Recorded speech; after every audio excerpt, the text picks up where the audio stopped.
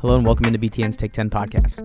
This is Alex Roux of BTN.com, and you already know it's that time of year. It's March Madness. It is upon us. It's the best time of year for people like myself who love college basketball, and I'm sure a lot of the listeners agree with me on that. So we are in the heat of March Madness right now, the best weekend of the year for college basketball. However, this episode itself is not March Madness focused. I was on a vacation following the Big Ten tournament, so I was not able to put together a March Madness episode, but I am able to get you a episode this week because I recorded an interview while I was in New York City, an extended interview, and had to wait a couple weeks, sit on it until after the Big Ten tournament, kind of let that go by. And now that I'm back, I am dropping it for you now. So, I promise I will get a March Madness episode next week with tournament breakdowns with the Big Ten teams still left in it. Hopefully it's all four. They are all fairly high seeds, so I anticipate there'll be plenty to talk about in the next couple of weeks, and there are some legit Final Four aspirations involved as well. The teams that are in the field of 68, Ohio State, Michigan, Purdue, and Michigan State, and all four of those teams have a deep run potential, I believe. So next week, I promise I'll get you a March Madness themed buckets breakdown type episode. But for this episode, I mentioned the interview I recorded in New York City. I was fortunate to sit down with Sports Illustrated's Richard Deitsch, and actually formerly at Sports Illustrated, Richard Deitsch. He was at Sports Illustrated at the time, so when I intro him in the episode, it's with that SI title. And since this episode dropped, he actually announced he was leaving SI to go to The Athletic. And at the time we recorded the interview, it was late February, and by that point it had been announced that Richard was also accepting a position in Toronto at 590 The Fan, Sportsnet 590 in Toronto, and their primetime sports radio show. So we did talk about that, but his latest career shift is his time at Sports Illustrated coming to an end after 20 years had not been announced yet. So you can kind of get the sense that he was hinting at further changes.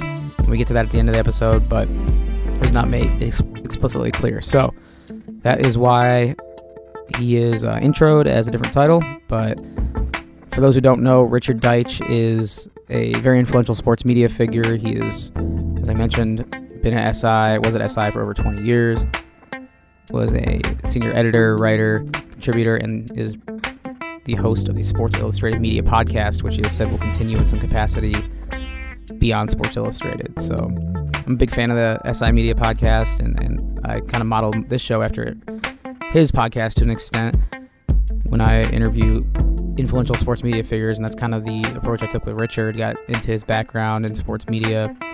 Also asked him some questions about the University of Michigan, because Richard was a fellow at the University of Michigan. He took on a fellowship there about 10 years ago, and so that's kind of the Big Ten connection Richard has as he appeared on this podcast. So great 45-minute discussion with Richard. We did it in a coffee shop in Brooklyn, and I had a really good time. It was cool meeting him because I listened to nearly every episode of his podcast, and I think you'll enjoy the discussion as well. So before we get to that discussion, just a few reminders. First, please continue to subscribe, rate, review, like the podcast on the platforms it's available. It's on iTunes, Apple Podcasts, Google Play, and Podbean. So if you're listening on SoundCloud, jump on over to one of those and hit that subscribe button and leave a good review. Pretty please. And another reminder, we've had this going for a while, but there is still a promo code going on the BTN.com online store, Take 10 promo code. The promo code is literally Take 10, capital TAKE10, and you can do that before you check out to take 10% off your order on the BTN.com online store. You want to do that, if you're a Michigan fan, you want to get your Big Ten tournament championship swag, or a fan of one of the teams in March Madness, they advance, you can pick up some gear on there. Or if you just want your, run-of-the-mill, shouldn't say run-of-the-mill, your exceptionally dripping with style gear and merchandise, go to the BTN.com online store and use that promo code TAKE10, TAKE10. All right, so with those reminders out of the way, we'll get you this interview that was recorded, again, a couple weeks back in Brooklyn, New York City, with Richard Deitsch, formerly of Sports Illustrated, now of The Athletic, and that interview starts right now.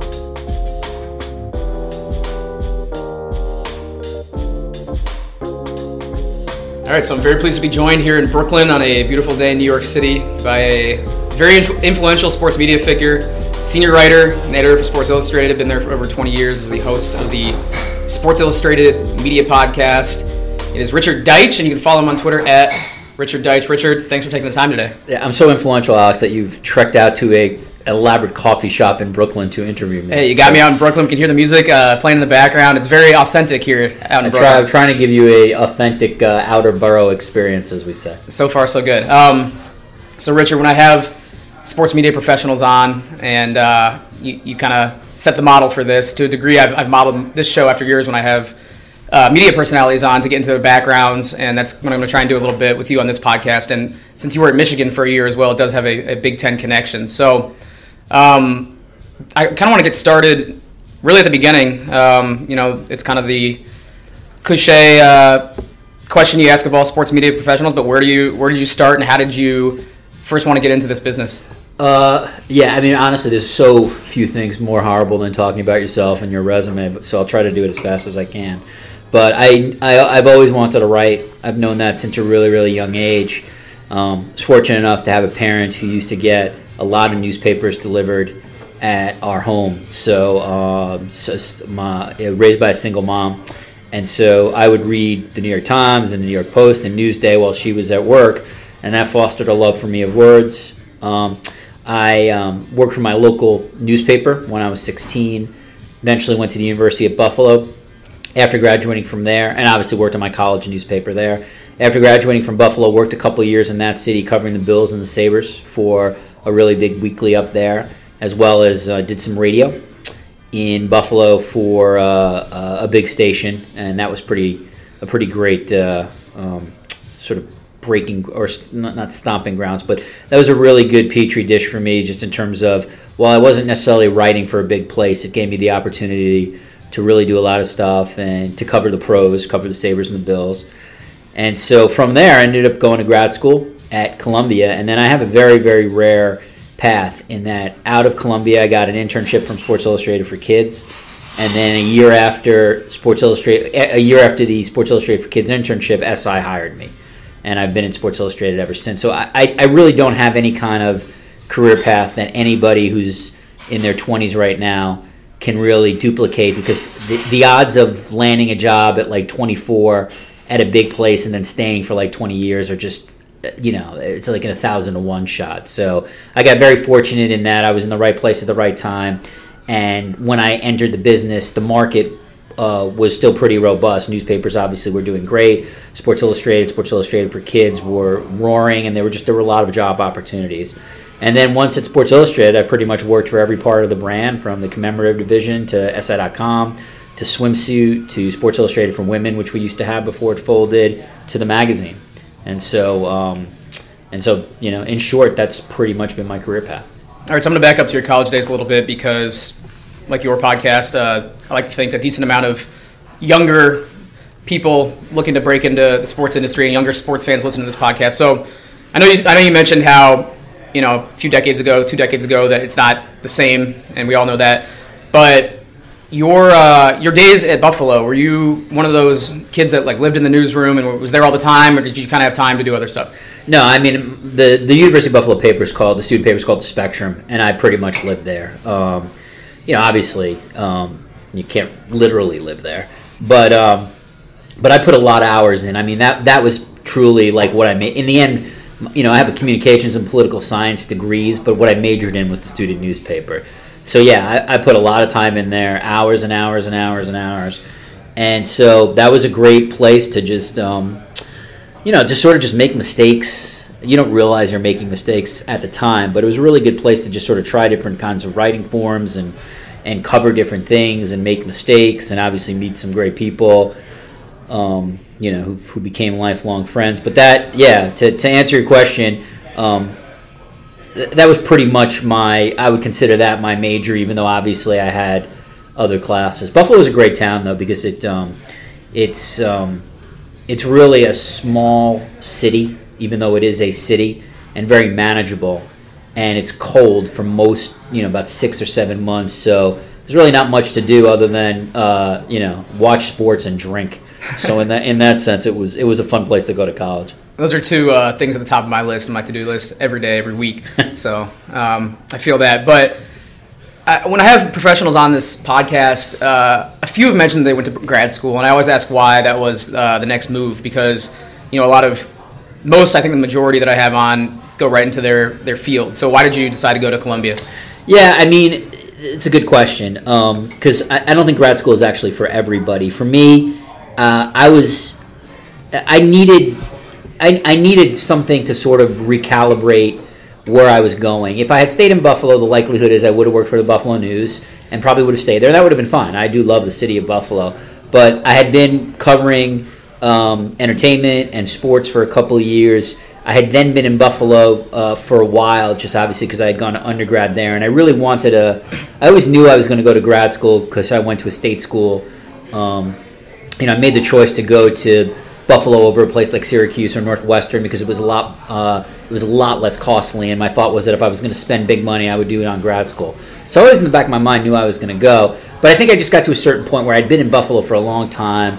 The weather had beaten me down a little bit, and I wanted to get a jump start in a different city. And then I obviously had to make a decision. My first choice, my first choice was Berkeley, and my second choice was Missouri.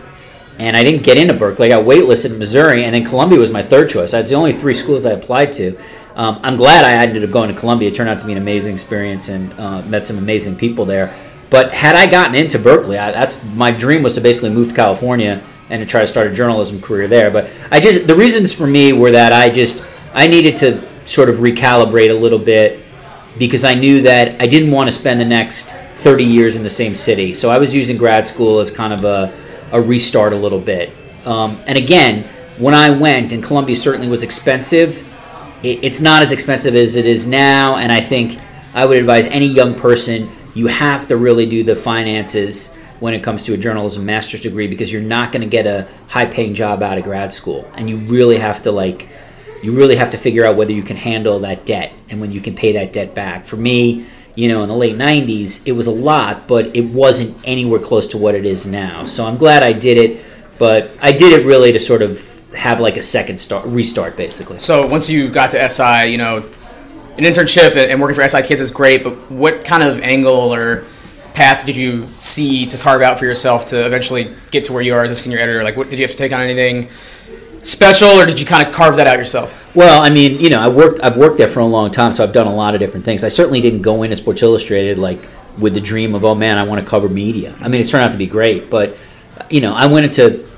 at first when I got hired from SI for Kids, I just wanted to survive. I was just hoping that they were going to like me enough to keep me on, and so I did everything. You as a reporter at Sports Illustrated back then, you were essentially a fact checker. You would fact check the senior writer's work, meaning that every single fact in a story you would confirm and call. You'd call sources. You'd research. The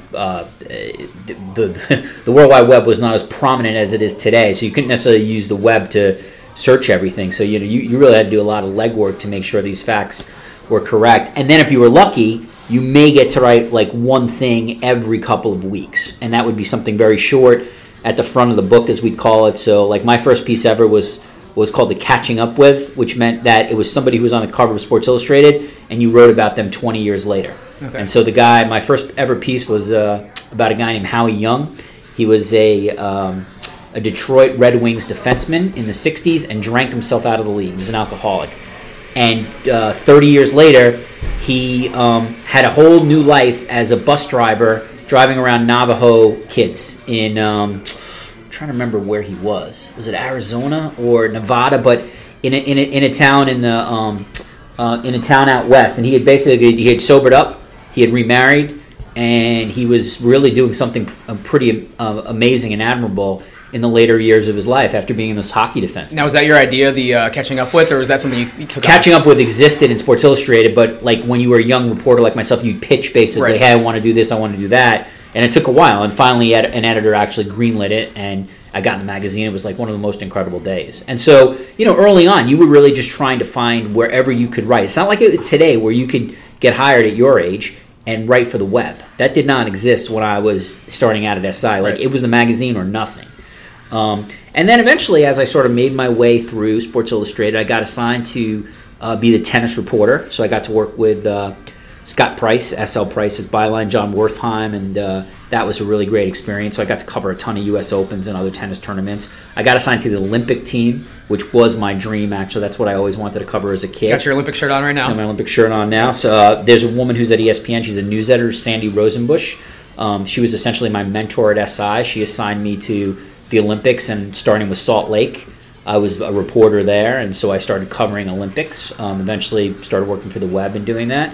And then women's basketball too is what Sandy Rosenbusch assigned me to early on. So my really early years at SI were being a reporter and writer-reporter on those three beats.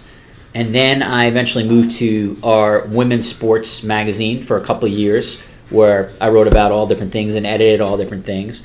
And then it may have been like 10 years ago, Paul Fichtenbaum, this is a guy who ran SI.com, offered me a job to change my base of operations from the magazine to the web. And that's about the time I sort of started dabbling a little bit more with the media. I had done media stuff for the magazine, but nobody was doing it for the website.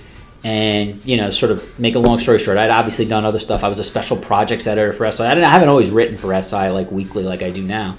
But 7, 8 years ago, maybe it was however long it was, I just started doing more media stuff. The stuff started getting traffic, and as it got more traffic, I started pushing to my bosses, hey, this is something I really think I could just do full time. What do you think? It took them a long time to be convinced, but eventually, for the last couple of years, I've essentially been their media reporter. I still do women's basketball. Got off the Olympics beat a couple of years ago, but at least in terms of my career at SI, it was more of a case of I had really done a lot of different things, and the advent of the web just changed my opportunity. It just changed everybody's opportunity, because there were so many more opportunities now to write, where if you have a finite 100-page magazine, there are only limited opportunities every week. Sure. So you mentioned 7 or 8 years ago is when you started pitching the full-time media opportunity. Might have been 10. I'm trying to, So yeah, about a decade ago, though, you spent, I believe, a year at Michigan, right? For 2009. For the Knight Wallace Fellowship. Right. So, first of all, your research on me is it's scaring me. I'm now looking outside for. You ever watch The Americans? I'm now looking for Russian sleepers. Hey, coming in. They're crawling all over Brooklyn. They all are over Brooklyn. Go ahead. Sorry, Alex. Sorry for throwing you off your rhythm. No, it's all good. So yeah, the Knight Wallace Fellowship.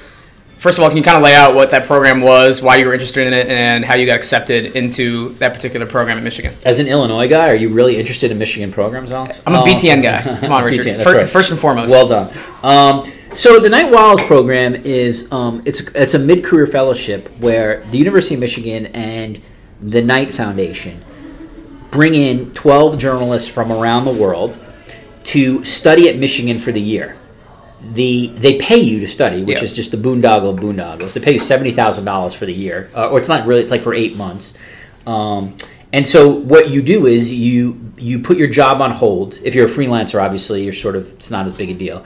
But you put your job on hold, and you come to Michigan, and you can take any kind of classes you want, from the law school to undergrad classes. You go in there with a proposal as to kind of what you want to study or write about, but you don't necessarily have to do that in the end.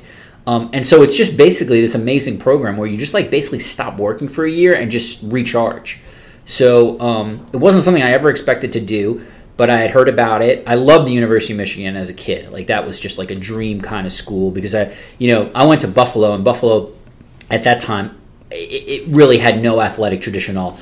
It's since made the NCAA tournament. It's okay now, but Michigan just Schembechler and just fielding I would look at that as a kid growing up in New York, and I was like, this is what college should be. So I always had kind of an affinity for the school. So I applied, and much to my stunning, much to my disbelief, I got it. I applied with a pretty good plan about coming right off the Beijing Olympics, and I told them that I sort of wanted to investigate what I had seen up close, sort of as an outsider. I kind of sold them on a total BS platform, to be honest. And that's how we all, on our college applications, we all. In the end, what I ended up studying was the intersection of 20-somethings in the sports blogosphere. I spent most of my time at Michigan, in terms of the academics, hanging out in the Michigan Daily newsroom, talking to a lot of their kids to bring back those findings for Sports Illustrated about like how people were consuming sports news. So in the end, my bosses really liked that I did that because I brought them back like a 25-page survey on like how people your age now, 24, 20, well, actually be a little younger, how 21, 22-year-olds were consuming news. But at Michigan, it was great. I spent I took law school classes. I took an acting class, which was so much fun. I sat in on some sociology seminars, and we went to Russia and Argentina. We traveled as a group, including interviewing Mikhail Gorbachev, the former Secretary General of it wouldn't be the Soviet Union, but whatever they were calling Russia then under Gorbachev. So it was an amazing experience. I would recommend it to anybody. It's honestly an insane thing. The idea to be paid $70,000 to study is just an insanity.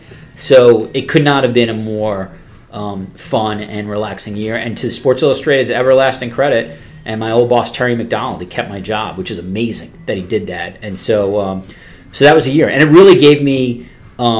It was just cool because I had never lived in the Midwest. I mean, I lived in Buffalo, which is more Midwest than the city, but it's different. And so living in Michigan and traveling the state of Michigan gave me a really interesting sort of sense of that state. And I also was there when Obama won his first election. Right. And that was just interesting because I'll never forget the day in 2008 that he won.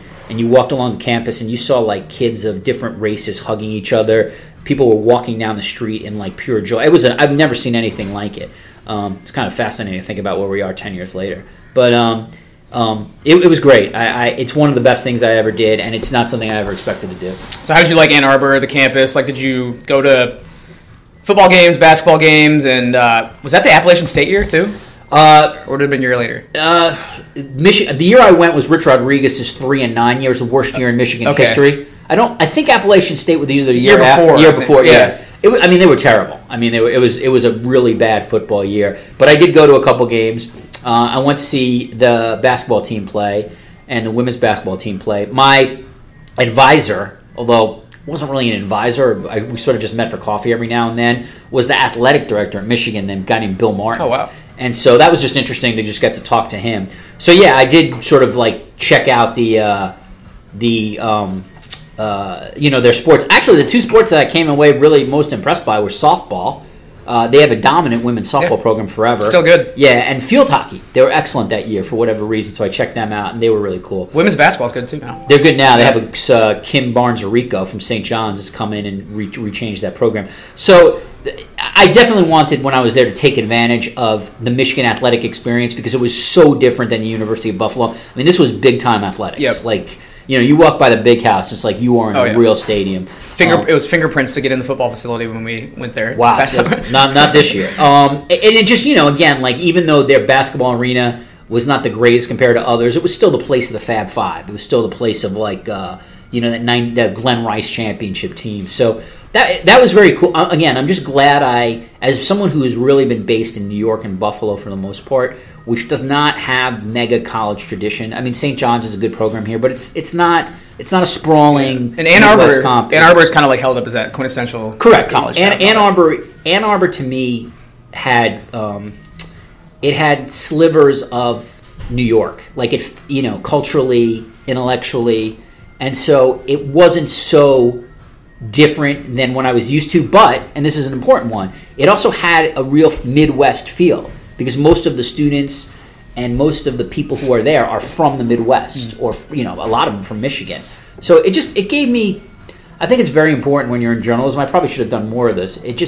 You should always try to live in different parts of the country if you can. And I really wish I had lived in the Southwest or the West at least once, because I think it just gives you a better sense of even when you're interviewing people, that people come from different places. But yeah, Ann Arbor, I'm sure like Champaign, and I'm sure like Madison, and a lot of these Big Ten little towns. It's a great place to be.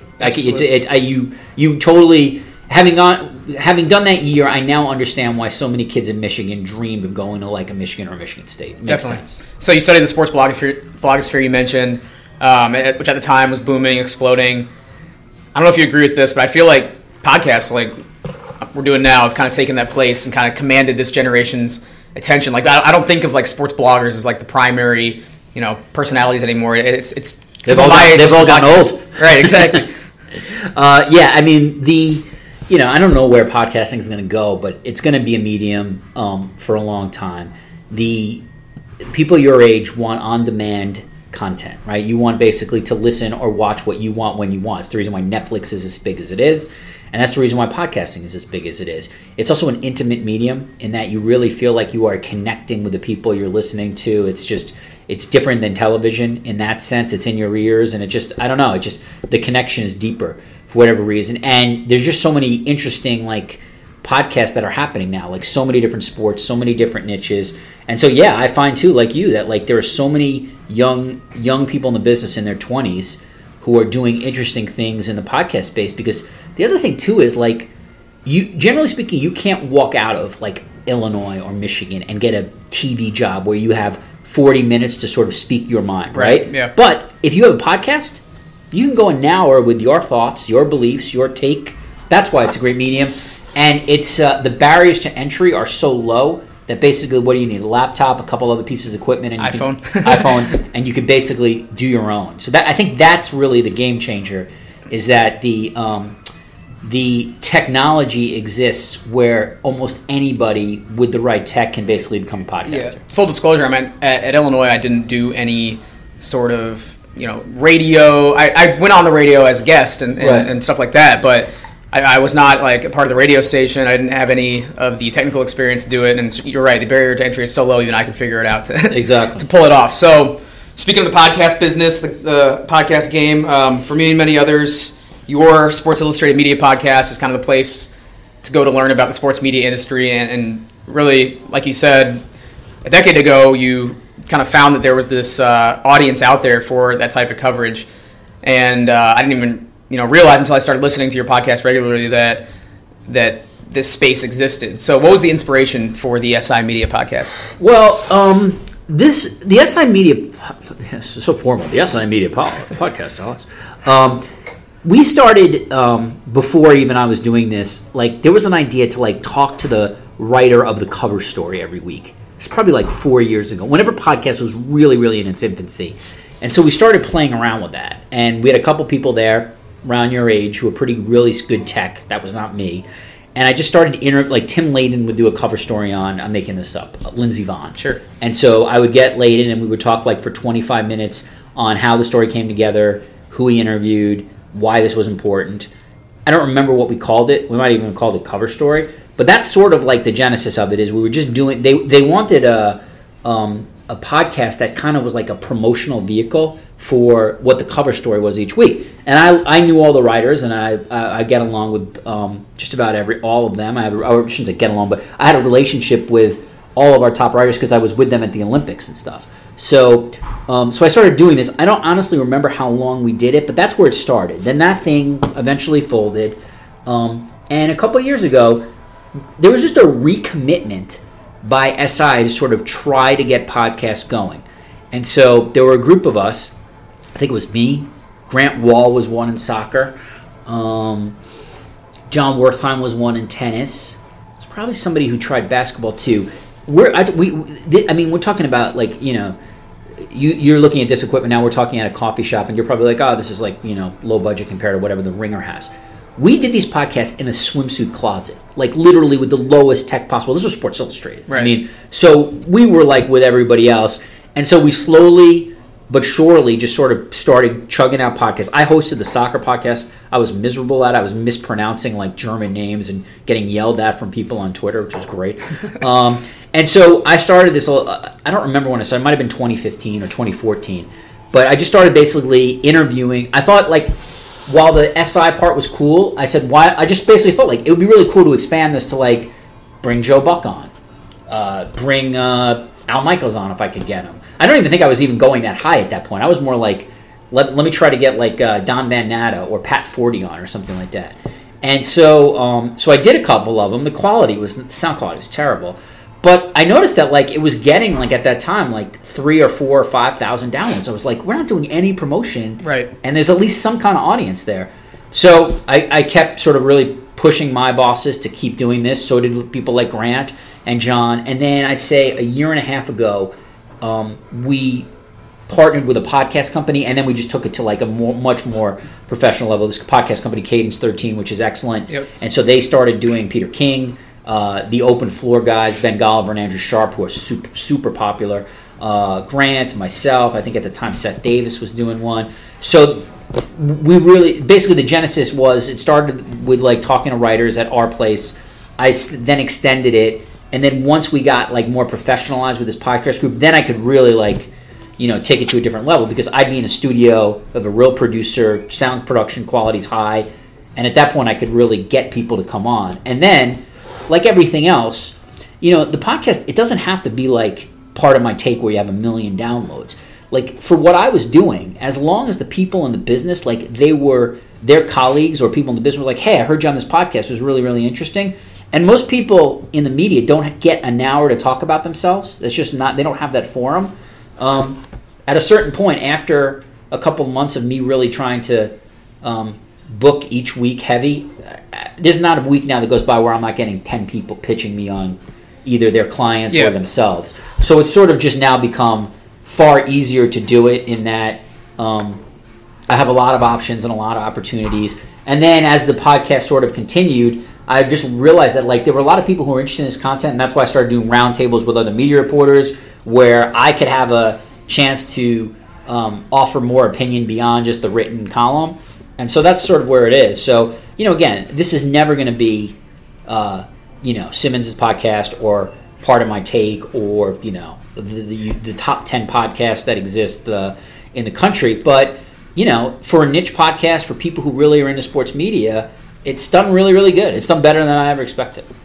For sure. Like I said, it's one that I try not to miss an episode, and I always enjoy it. I always learn something too from it, and it's valuable. But I know you mentioned that you don't have trouble getting guests anymore. You're getting pitched constantly on people wanting to come on. Do you have any enemies in the industry that just will not come on that you have tried to get on? Enemies. Well, the one thing you sort of learn here is that I have little kids now, and I've really reduced, I think, my Twitter fighting to start with, which, if you look back on it, was just very silly. So enemies is not the right word. There's certainly a lot. Not a lot. There are people in sports media I have zero professional respect for. Sure. So I would never invite them on. Yeah. So it's not really like I'm dying to have someone on who I might not get along with, because that's just not a conversation I want to have.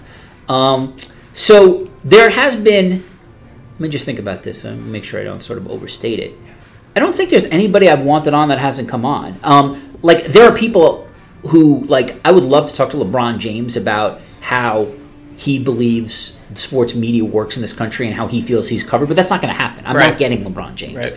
So there are people like that I would love to have on, but, like, off the top of my head, I can't think of someone I wanted on who said no. And if they say no, like I could find 100 other people to have interesting conversations. To me, a lot of the stuff that I've done that's really, really interesting are not necessarily people like who you've heard of. They're just behind the scenes people or producers. Now, you can't do like 7 in a row because like you do have tune out. Yeah, you have tune out. You have I mean there are sponsors I have, so you have to get a certain number.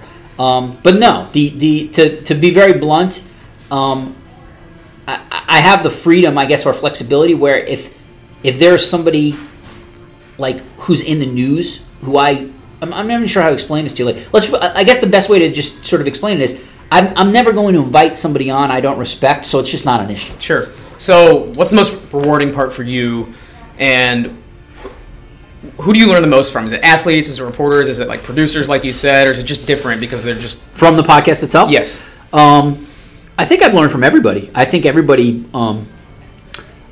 has an interesting sort of story and truth. Like the recent ones I did, like I just interviewed Carrie Champion, who from ESPN, who interviewed Durant and James in Akron for Uninterrupted, which obviously became national news when the Fox News hosts, told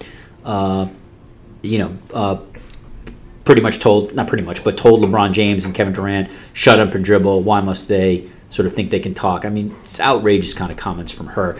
And so, what was interesting to just listen to Carrie Champion is, arguably either the most or second highest profile African-American woman in the sports media business. Her, Jamel Hill, probably the most well known. Yep. Just like explain to me how she viewed those comments as as a black woman in the business who has had to hear that stuff throughout her career. So that's just interesting to me, white dude from New York who's had it much easier than her in the business. And I think everybody who I've interviewed, whether it's Carrie or, you get to go the total reverse, Jim Nance. Now, Jim Nance and Carrie Champion could not be more different, both gender-wise, race-wise. But Jim Nance has fascinating things to tell you about how he, from his days at the University of Houston as a 20-year-old, eventually made it to the, essentially the most famous golf broadcaster of our lifetime. So I've interviewed reporters who have talked about how they went about reporting their stories. Paula Levine, not too long ago, reported on Michigan State. She's an ESPN Outside the Lines reporter, and she sort of took me through the process of how she went about that reporting. So there's really, you don't always get, every guest is not great, in terms of this is the most compelling thing I've ever heard. But there's nobody I've had on who I haven't just found some part of the conversation interesting, because generally speaking, they have if they're not interesting themselves, they have interesting jobs. Yeah. So there's something there that's pretty compelling to me. Yeah, I listened to the Carrie Champion one on the plane ride over, and she was phenomenal. I that was you do sometimes get a rare guest who is super honest, right? And that was that. Again, they could not be more different. But a couple months, maybe it was a year ago at this point, but I interviewed Ryan Russillo, and I happened to get him in one of these contemplative moods where he wasn't sure if he was going to stay at ESPN or leave. And that was another one where it just felt like I was just having a conversation and the guest forgot the mic was on. And if you can get to that point, that's a good interview. Right. All right. We'll move on from the SI Media podcast. Before we wrap up, I did want to get to personal development for you. Personal development. Yeah, because when, doing my extensive research on you, couldn't have been that expensive. Before I came over here, you're having a bit of a career shift. You're moving over to Primetime Sports in Toronto, and that includes a relocation to Toronto. So it does. Big personal news. How did this come about?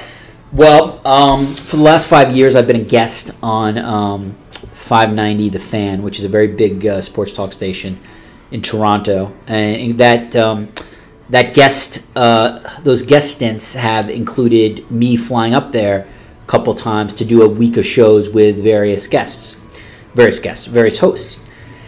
And so I got to know both the hosts there and management there, and we just had a really great rapport. I love the city of Toronto. I think it's a fascinating city and a great sports city. And over the last couple of years, they've always just kicked around the idea, would I think about doing this more full-time? And so we got close a couple of years ago. But over the last couple months in particular, there were some openings on this show, Primetime Sports, which is a really, really well-known show in Toronto, drive time. And so opportunity existed to do 30 weeks as a co-host. Bob McCowan is the host. He's a very, very famous essentially invented sports talk radio in Canada. And so talked about it with my family, and it just seemed like one of those things where if I didn't do it, 10 years from now, I'd think back man, why don't I at least sort of try that? It just seemed like could be a really fascinating thing. So yeah, I'm going to go up in June, and I'm going to be on the air 30 weeks a year talking about, obviously, there will be a focus obviously on Canadian sports, but that show is very different. It's not, they don't do 4 hours on the Leafs third line. They do a lot of sort of macro issues. Talk about the NFL, talk about the NBA. So it really, as an American, I could be a pretty good fit there because you don't have to. It's not a show that's going to be discussing the Ottawa Senators free agent picks for the last 5 years. It's just sort of not what they do. So it's going to be a massive life switch. Obviously, totally different country, immigration issues and all that. But I'm really excited. And Rogers, who owns Sportsnet, could not have been better to me. And then in terms of media stuff, which I know, Alex, you will eventually get to, I'm going to keep doing sports media. I'm still sort of working through where that's going to be and how that's going to be, but I'm certainly not going to give that up. And one of the reasons I took the Rogers job in Toronto is because I could still cover American media. It still sort of gives me the opportunity because it's not a 52-week-a-year job where I can sort of still do that. And so I'll still be writing media. I'm going to sort of figure out where that's going to be. And yeah, the ESPN PR, Fox PR, and NBC PR will not be getting rid of me as quickly as they probably would like. So as far as your future at SI goes, is that Is that still going to be that's an outlet you work for? That is a big, as we say in the business, a big TK. You know what TK means? To come in magazine terms? I don't. See, that just shows. TK means to come. Yeah, I will. I'll be able to sort of talk more about that in a couple of weeks. Like I said, I think the best I could sort of say now is I'm sort of still working through where I will be doing my writing. That's probably I wish I could say more, but that's probably the best I could say now. All right, so a couple final questions, Richard, before we wrap up. You covered a lot of big events in your life, NCAA championships, Super Bowls. I know you've covered more Olympics than most people. Do you have any particular favorites or any that stand out as ones that stood out above the rest? I mean, all the Olympics were amazing for different reasons. I loved Athens and Turin just because it was fascinating to cover an Olympics in Greece, birthplace of civilization, and Italy is just an amazing place to be for an Olympics. Great people, great food. I think if there's one, this was not per se my favorite Olympics. This was really hard. And this is Beijing in 2008, different language, very lost in translation. But one of the things I'm so glad I was able to cover, because I'll never ever be able to duplicate this, was I covered the gold medal men's match in table tennis, and it was not. I might have been only 2 Western journalists there. The rest were Asian-based journalists, and mostly from China. And so to be in that arena, one of the few Westerners there, to hear like 15,000 people literally just going nuts over table tennis and chanting like "Jai Yo," which means like "Let's go" in Mandarin, was incredible. I mean, I've never seen anything like that because obviously in our country, table tennis, you might get 5 people there. Right. So to sort of like, that's what the Olympics provides you, like these moments where you just can never duplicate ever in your life, like seeing something incredible. When I was in Turin, I covered a lot of speed skating, and I remember there was an Italian, I forgot his name, Enrico. I forgot the guy who won. I'll see if I can find it on Twitter or on Google as we're talking here. But basically, like you just like to be in a home country where and to see something like, just see like a home country person. Now I can't find this. I'm really bummed, Alex. Why can't I find Enrico? All right, let's turn it. Hold on. So the podcast cannot even be.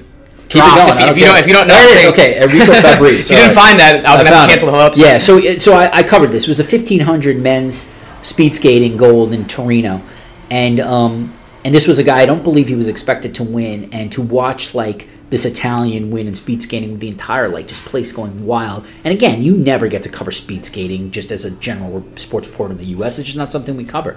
So like moments like that were incredible. I saw every one of Usain Bolt's gold medal wins prior to Rio, and so that was incredible to watch him double in London. So it's the Olympics are just an amazing place, because it's like at its idealistic best, it's kind of what the world should be, all these different countries and people coming together in one place and sort of having fun and enjoying each other. At its worst, of course, it's totally corrupt, drugs, and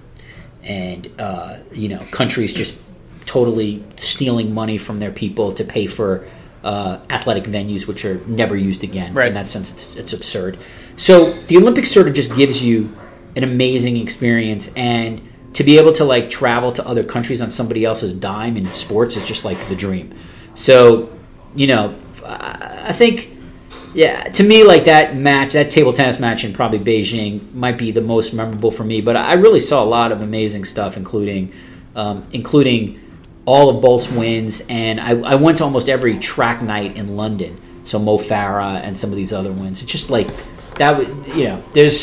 I was very fortunate. I've been very fortunate. Oh, and I should also say that the gold medal game in Sochi for the women's gold medal game when Canada beat the U.S. in overtime was about as amazing experience as I've ever covered as well, where the U.S. basically hit the post under 2 minutes left, would have won that goal. So I've been very lucky. SI afforded me the opportunity to see 7 Olympics or cover 7 Olympics, and I would say for every one of those there was something amazing that I saw. All right, Richard. So I don't necessarily expect you to have a strong take one way or the other on this last question, but since you do cover sports in New York, I found it interesting that when I tweeted yesterday a picture of it's like a sign that has arrows pointing toward each Big Ten campus with the distance right. to each campus. And obviously the distances are really far away from New York City. It's right outside the Fox News Corp building. I tweeted it out yesterday, and it just like took off. It got so big that Darren Ravel did the thing where he steals your tweet and tags you in it. Don't get me into another fight with Ravel, Alex, please. So you know what I'm talking about there. But yeah, it's blown up, and I've got people in my mentions saying that why is the Big Ten in New York City? Like, this is stupid, this is dumb. So I just want to get your thoughts. Being here in New York, like, do you have any strong opinions either way on the tournament being here? No, I have no strong opinions either way. I think it's great. I mean, maybe the Big Ten people will. I can understand why some people at Big Ten schools wish it was at a Big Ten campus or at a Big Ten city. That I sort of get that, but it's great exposure for the league to be in New York, media capital of the world. I would think that the kids playing must think it's pretty cool to be in New York. Playing at the Garden? Or they're playing at the bar? Yeah, so you get to play at Madison Square Garden. Most of those kids are not playing in the NBA. So in that sense, how great is that? They get to play on the Garden floor. Who goes to the game or who doesn't should never. I always feel like it's weird when fans are like, oh, they didn't sell tickets or tickets to this. That's always weird. Well, people don't like the games in Indy and Chicago on Wednesday and Thursday. Right. Like, it's not like it's well attended there. You know what I mean? Right. So, yeah. Nor should that like be really a big concern. That's like sort of to me like that's the league's job. I didn't graduate from a Big Ten school, so I feel like others would obviously have more investment in this. But I don't see why that would be an issue. I think it's like an interesting place to hold a postseason tournament because it gives you different kind of exposure. That said, if the tickets don't sell or if the Big Ten doesn't feel like it's getting the best promotion for this, they will, I guarantee, move it back to a Midwestern city. Well, it's going back anyway. That's the thing. So like, this was already decided a long time ago. That was this for Rutgers basically to sort of like as a... I think it was kind of generally just for the exposure. I don't have the official reasoning, but like, they were in D.C. last year, New York this year. Oh, I didn't even know they were in D.C. Yeah, D.C. last year. Okay. So, they've kind of made their East Coast swing. They're going to be back in Indy and Chicago for the foreseeable future. So, yeah, I don't... Is this an actual controversy somewhere? People complained when the decision was made. We've kind of heard rumblings every time we promote it, and then yesterday, I was surprised at the brushback because it's like, okay, people have known this for 3 years now. This is happening, but I also get.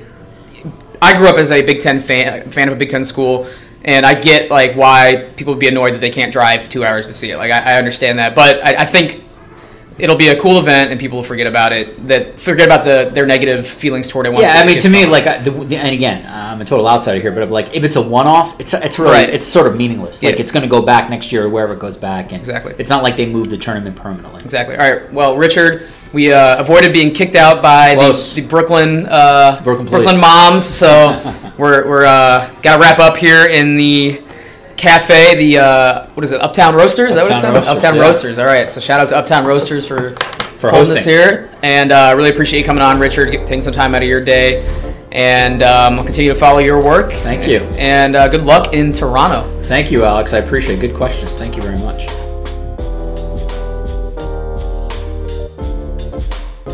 All right, thanks again to Richard for joining me. Really appreciate him taking time out of his day and his busy schedule to sit down with me. It was cool meeting him face to face in New York City. And now that trip's kind of in the rearview mirror, and we got March Madness ahead, like I mentioned at the top of the show. We'll definitely get you some March Madness themed content coming on this podcast very soon.